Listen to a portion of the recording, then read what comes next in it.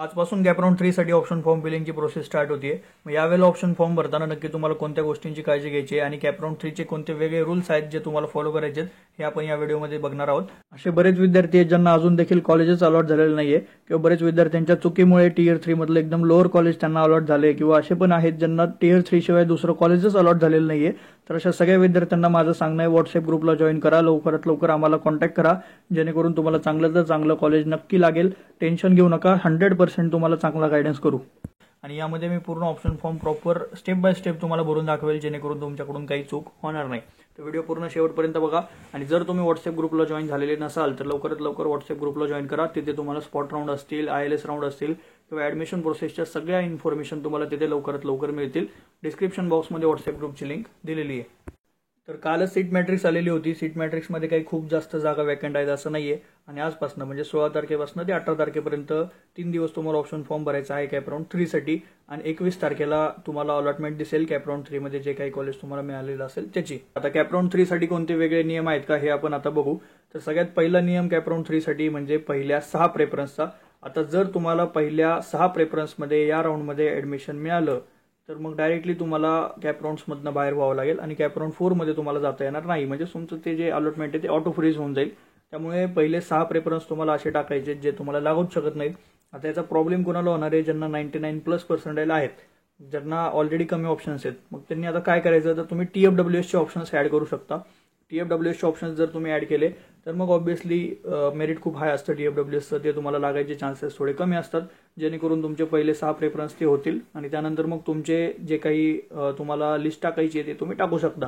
आणि बाकीच्या सगळ्या विद्यार्थ्यांनी पहिले 6 प्रेफरन्स कुठलेही टाका, फक्त टॉप कॉलेजेसचे टाका जेणेकरून तुम्हाला लागणार नाही. आणि त्यानंतर तुमची जी काही रेंज आहे तर मार्क्सच्या रेंजनुसार आता जे काही अलॉटमेंट झालेली आहे त्या अलॉटमेंटच्या वर आहे अशी लिस्ट तुम्ही टाकली तरी चालेल. आणि जर तुम्हाला अलॉटमेंट झालेलीच नसेल तर मग जे काही तुमचे पर्सेंटाईल आहेत त्या पर्सेंटाईलच्या नुसार 5 पर्सेंटाईल वर आणि 5 पर्सेंटाईल खालीपर्यंत तुम्हाला कॉलेजेस टाकायचे आहेत. बरं, आता बाकी विद्यार्थ्यांना हे कन्फ्युजन आहे की कॅपराऊंड 3 नंतर तुम्हाला कॅपराऊंड 4 मध्ये जाता येणार आहे की नाही. कारण बरेच युट्यूबर्सनी काहीतरी चुकीची इन्फॉर्मेशन दिलेली आहे की कॅपराऊंड 3 मध्ये तुमचं फायनल अलॉटमेंट होईल आणि त्यानंतर 4 मध्ये तुम्ही जाऊ शकत नाही किंवा जायचं असेल तर कॅपराऊंड 3चं ऍडमिशन तुमचं कॅन्सल होईल. असं काही नाहीये. कॅपराऊंड 4 मध्ये तुम्ही सगळे जाऊ शकता. कॅपराऊंड 3 मध्ये तुम्हाला जे काही मिळेल त्यामधनं तुम्ही बेटरमेंट करायचे आणि तुम्ही सेम प्रोसेस आहे कॅपराऊंड 4 मध्ये तुम्ही जाऊ शकता. पण जर तुमचं पहिल्या 6 प्रेफरन्समध्ये जर कॉलेज लागलं किंवा जर तुम्ही फ्रीज केलं तर मग 3 दिवसाच्या आतमध्ये म्हणजेच 22 तारखेपासून ते 25 तारखेपर्यंत तुम्हाला कॉलेजमध्ये जावं लागेल आणि तुम्हाला ऍडमिशन कन्फर्म करावं लागेल आणि कॅपराऊंड 4 मध्ये तुम्ही जाऊ शकत नाही. या 2 गोष्टी सोडता म्हणजेच 6 प्रेफरन्स आणि सेल्फ फ्रीज हे जर सोडलं तर बाकी तुम्ही डायरेक्टली कॅपराऊंड 4 मध्ये जाऊ शकता.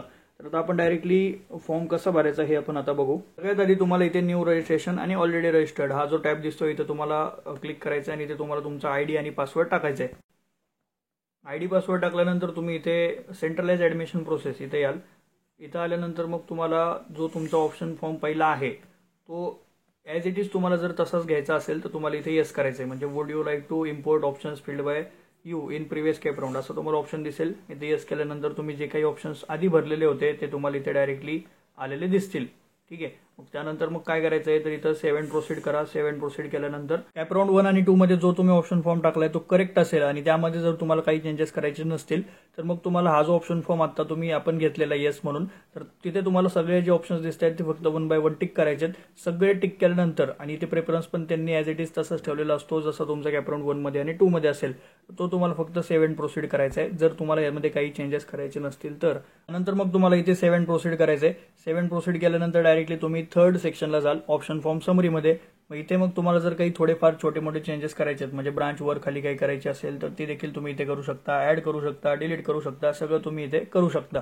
आता जर तुमचं कॅपराऊंड 1 मध्ये आणि 2 मध्ये ऑप्शन फॉर्म चुकलेला असेल आणि तुम्हाला पूर्ण नवीन फॉर्म भरायचा आहे तर तुमच्यासाठी बेस्ट मेथड आहे ती इन्सर्ट चॉईस कोड डायरेक्टली.